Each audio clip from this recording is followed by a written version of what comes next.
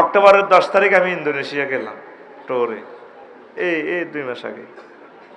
তো দাগন ভুঁইয়া আমার এক মামাকে ট্রাভেলসে ব্যবসা করে আর কি, বললাম মামা আমাকে 10 তারিখ একটা টিকিট দেন, ডাইরেক্ট বিমান দেন। মামা ইন্দোনেশিয়ার ডাইরেক্ট বিমান দেন, ট্রানজিট কুয়ালালামপুর মালয়েশিয়া। আচ্ছা ঠিক আছে, সিট দেখতেছি, মালিন্দু এয়ারলাইন্সের একটা সিট পাইল। বললাম মামার দাম কত? 88,000 টাকা। তো দেন, সব চলছে কথা কিসে? মোবাইলে। তো মামা দিচ্ছি। 5 মিনিট পর মেসেজ দিল, মামা টিকিট গেছে। কোথায় থেকে কিনছে, কোথায় বিমান, কোথায় কি? তা আমি বিশ্বাস হয় না, আমি একটু পিডিএফ ফাইল এটা কম্পিউটারে নিয়ে প্রিন্ট আউট করলাম। টিকিট ফাতা একটা, ডিপার্চার অ্যারাইভাল, ট্রানজিট, এমনি এমনি লেখা। এবার কইলাম মামা অ্যাকাউন্ট নম্বর দেন, টাকা দিই। মোবাইলের ফাঁসা দিই, আমি টাকা ঢুকে দিছি। উনি লেখছে জাজাক আল্লাহ, মামা টাকা পাইছি।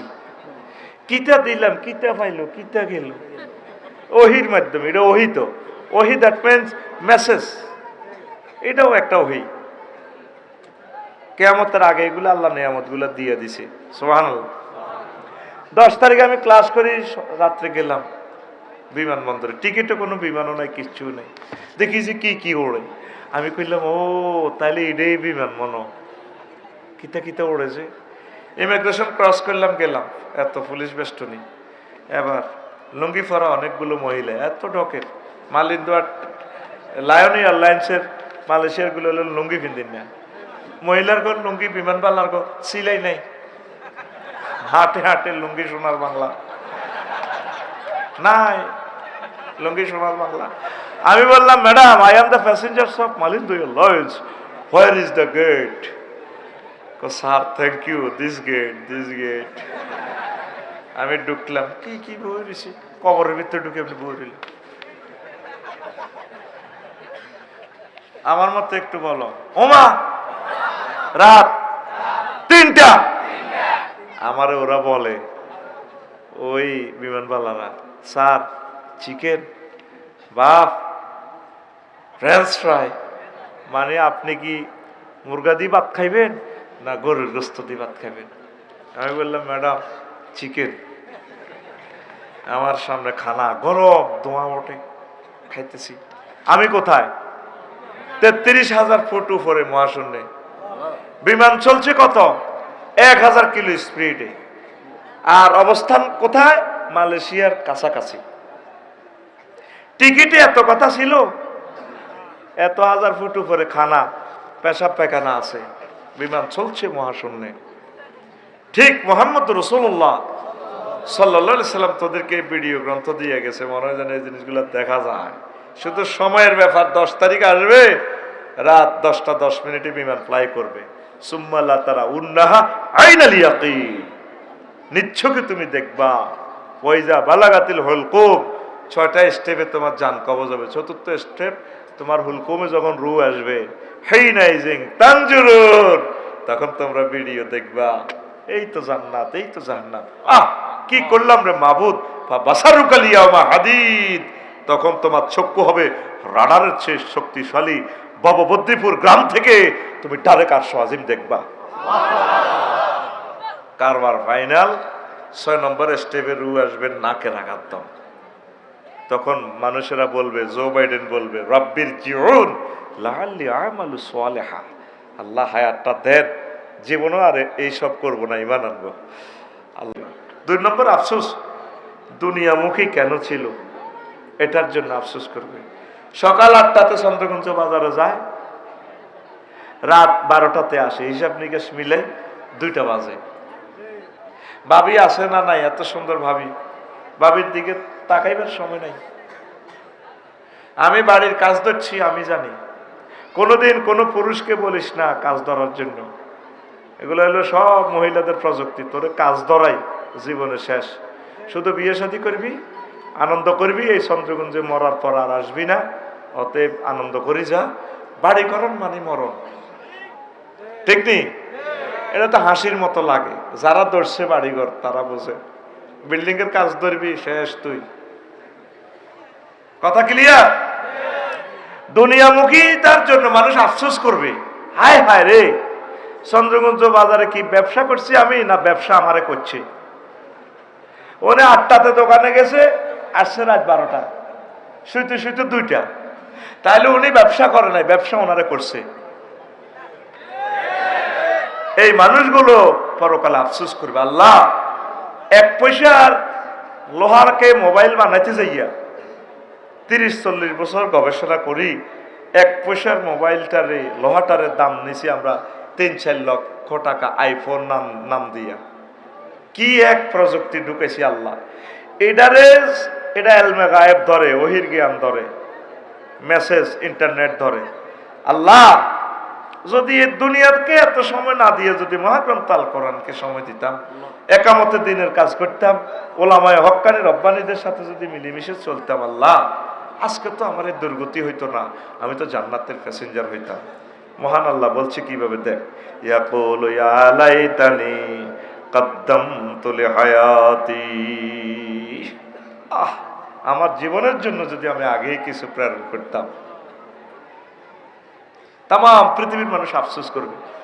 এখন যারা এই 10 জন 9 জনে খুতবা কিনলো, অন্যরা তো মনে করতেছে তারা লস দিছে, কিন্তু পরকালে কইব যে সবুজে ঠিক করছে, বললাই 5 কোটি টাকার বাড়ি টাড়ি করছে, দিছি, ঠিকই আছে, কিন্তু শেষমেশ তার খুতবার সওয়াবটাই 100 বছর তার কবরে যাচ্ছে, আব্বা আম্মার কবরে যাচ্ছে। এগুলাই ভালো কাজ।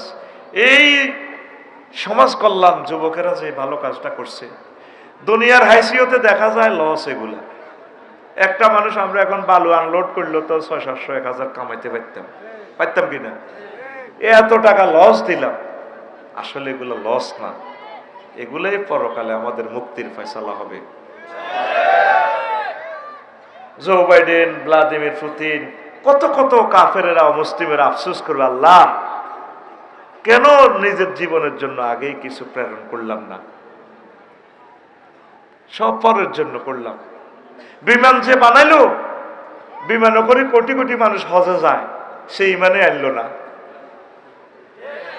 তার বিমানে চড়ি রফিকুল্লাহ, মুস্তাফিজ, সবুজ, নাজমুল ভাই এরা হজে যায়, এভাবে বিমানে ডুলি। আর যে বানাইলো সে খানায় কাবা যেতে পারলো না। কথা ঠিক কিনা? এরা কি করবে? আফসোস।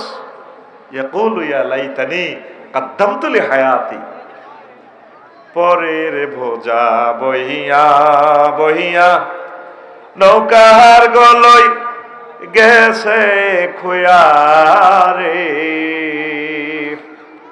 ওই আমার নিজের বোঝা কে বহিবে রে,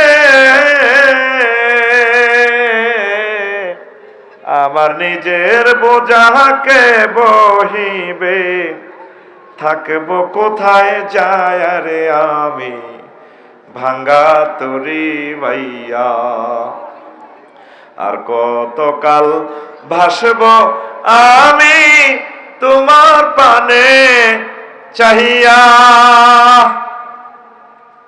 এই ছোটবেলা প্রাইমারি স্কুলে পড়ছেন, ফুটবল খেলছেন, দেখতে দেখতে এখন চুল দাড়ি পেকে গেল, সব পরের জন্য করলেন, নিজের জন্য কোনো আমল করলেন না। 1 মিনিট কোরআন পড়বেন, এই সুযোগটা পাচ্ছেন না আপনারা। এই বেগমগঞ্জে 8 লাখ মানুষ, খোঁজ নিয়ে দেখেন 10টা মানুষ আজকে একটা আয়াত করে কোরআন গবেষণা করছে, পাওয়া মুশকিল। সব মানুষ ফেসবুক শরীফ মোতালেয়া করে, ফেসবুক, সব যুবকেরা এটা লইয়া আছে, সব এভাবে শুধু ঠেলতেছে কালা ফাঁড়ারে। নিজে তো নেগেট ফিল্ম চা, লগে আরো 2টারে দেখা, এই সুয়ারি বাগানের তলে বই দেখ সুন্দর। এই মধ্যখানে তার কোনো সংযোগ নাই, এই ওহির মাধ্যমে, শয়তানের ওহির মাধ্যমে দেখি লাইফ মার্ডার। অথচ মহাগ্রন্থ আল কোরআন আপনাকে গ্যাচাং রেট অফার দিচ্ছে, যুবক রে তোর বিয়ে আমি করাবো, তোর আব্বাকে যেভাবে আমি জান্নাতে বিয়ে পড়াইছি, ইয়া আদম উসকুন আনতা ওয়া যাওজুকাল জান্নাহ, তোর আব্বারে আমি নিজে বিয়ে করাইছি, তুই সবুজের বিয়েটা আমি জান্নাতে আমি করাবো। সুবহানাল্লাহ। কে বলে? ওয়া যাওয়াজনাহুম বিহুরিন আইন, জাওয়াজনা জমা মুতাকাল্লিমের সিগা ফাইলের ফাইল আল্লাহ, আমি আল্লাহ তোমাকে বিয়ে পড়াবো হরিণের সাথে। ও আমার বান্দা, তোমার যদি বিশ্বাস না হয় তুমি ভিডিও দেখো, তুমি মহাগ্রন্থ আল কোরআনে ভিডিও দেখো কিভাবে আমি তোমার ওয়াইফ বানিয়ে রেখেছি। হুরুম মাকসুরাতুন ফিল খিয়াম, জান্নাতের ডাগর ডাগর চাইনি বিশিষ্ট হুর। নবীজি অফার দিচ্ছেন, ও আমার উম্মত, 12,500 হুরের সাথে আল্লাহ তোমাকে বিয়ে করাবে। দুনিয়াতে তো একটার উপরে আর একটা করলেও অনুমতি লাগবে, জীবন তো জাহান্নামে প্রবেশ করবি, মারিফ তোর জীবন সাইজ করে ফেলবি, ঠিক নেই? আর আল্লাহ কয় বিয়ে আমি করাবো 12,500, 12,000। আল্লাহ শানু আরো কয়, ও আমার বান্দা, এই দুনিয়ার রমণী যত সুন্দর হোক, কোনো মানুষের সাথে প্রেম না করলেও, তারপরে কিডন্যাপের শিকার না হলেও, দর্শনের শিকার না হলেও জিন তাকে স্পর্শ করার সুযোগ আছে। আল্লাহ বলছেন, ও আমার যুবক, আমি যার সাথে বিয়ে করাবো, মানুষ তো তার সাথে প্রেম করা, পরকীয়া করা দূরের কথা, কোন জিন পর্যন্ত তাদেরকে স্পর্শ করে নাই। লাম ইয়াতমিসহুন্না ইনসু ক্বাবলাহুম ওয়ালা জান্নান ফাবিআইয়ি আলাই রাব্বিকুমা তুকাযযিবান। আল্লাহ জাল্লা শানু আরো 4টা জায়গায় বলছেন, আমার বান্দা, আমি যার সাথে বিয়ে করাবো রে বান্দা, চন্দ্রগঞ্জের আমার বান্দারা, এই দুনিয়ার মহিলাগুলার 9টা ত্রুটি আছে, আর আমি যেগুলা জান্নাতে বিয়ে করাবে 9টা ত্রুটি থেকে তারা মুক্ত। আজওয়াজুম মুতাহহারা, পুত পবিত্র মহিলা। এই কথা আল্লাহ 4বার বলছেন। কয়বার? 4টা আয়াতে। উনি এত জুল জালালি ওয়াল ইকরাম, শানে আজমত ওয়ালা আল্লাহ, অথচ তিনি একটা কথা একবার বললে হয়ে যায়, তিনি 4বার বলছেন। 4বার ভিডিও দেখালেন তোমাদেরকে, বান্দা আমি আল্লাহ আজওয়াজু মুতাহহারা করাবো বিয়ে। আজওয়াজুনের সিফাত কেন মুতাহহারা নিয়ে এসেছেন, মুফাসসিরিনে কেরাম লেখেন, মুতাহহারাতুম মিনাল আরাকি ওয়াল বুসাত ওয়াল নুখামাত ওয়াল হায়জ ওয়াল নিফাস ওয়াল বাউল ওয়াল গাউত ওয়াল মানিয়ে। জান্নাতি মহিলাগুলা থুতু থেকে, কাশ থেকে, শ্লেষ্মা থেকে, ঘাম থেকে, তারপরে পেশাব থেকে, পায়খানা থেকে, হায়েজ থেকে, নেফাস থেকে, বীর্যের দুর্গন্ধ থেকে পুত পবিত্র। কে বলছে? আল্লাহ জাল্লা শানু। গো বান্দা রে, তুই আমার কথা বিশ্বাস যদি না হয় রে বান্দা, তুই কার কথা বিশ্বাস করবি? মনে হয় যেন আল্লাহ আমাদেরকে কোলে লইয়া বলছেন, ও ওয়ামান আসদাকু মিনাল্লাহি কিলা, আমি আল্লাহর কথার চেয়ে আর কার কথা অধিক সত্য। তাহলে নিজের জীবনের জন্য কিছু প্রেরণ করতে হবে কিনা? নামাজের দরকার আছে কিনা? ইসলামী আন্দোলনের দরকার আছে কিনা? কোরআন বুঝার দরকার আছে কিনা? মসজিদ মাদ্রাসা এগুলা প্রতিষ্ঠা করার দরকার আছে কিনা? মাহফিল এস্টাবলিশ করার দরকার আছে কিনা? যুবকেরা খেলার আয়োজন করে, মেলার আয়োজন করে, ফেসবুকে ছবি দেখে 3-4 জনে মিলি রূপসাগরে জলক মারিয়া। মায়ারা যাতে আছে চন্দ্রগঞ্জ হাই স্কুলে, হাতে হুন্ডা চালায়, এমনি মায়াগো কাছে লাগাইতে ফাঁসেরটা মায়াগো কানের দিকে লাগে, হুন্ডা তো জোরে যাচ্ছে, রূপসাগরে জলক মারিয়া। আরেক হুন্ডাওয়ালা হুনি কি রূপ দেখাইলি তুই মোরে। আরেকটা ফিসিয়াই কয়, হ্যাঁ একবার এসে ওই 4টা আগে দল করছে, তুই একটা কবি আমি একটা কবি। এরকম সিটিং যুবক বর্তমানে আমার মাহফিলে নাই রে। সত্য কইতে আছে। তোর গান হবে এভাবে, হুর জান্নাতের ঝলকে মারিয়া পাগল করবে তোমারে, একবার খুলে দেখো রে বন্ধু কোরআনটা পড়ে। প্রাণ বন্ধু রে, একবার খুলে দেখো রে বন্ধু কোরআনটা পড়ে। মহান আল্লাহর কত যে প্রীতি, জান্নাতেরই হুর গেলে মানকে সাজাচ্ছেন নীতি। মহান আল্লাহর কত যে প্রীতি, জান্নাতেরি হুর গেল মানকে সাজাছেন নীতি আজওয়াজুম মুতাহহারার আজওয়াজুম মুতাহহারার অফার দিচ্ছে আল্লাহ তোরে একবার খুলে দেখো রে বন্ধু কোরআনটা পড়ে প্রাণ বন্ধু রে একবার খুলে দেখো রে বন্ধু কোরআনটা পড়ে খুলে দেখলে না আল্লাহর কসম আমি মহান আল্লাহর এই গ্রন্থকে ভিডিও গ্রন্থের মতো দেখি তোমরা তো এটারে কালো কালো হরফ দেখো বাংলা তর্জমা দেখো আমি দেখি এটা ডাইরেক্ট ভিডিও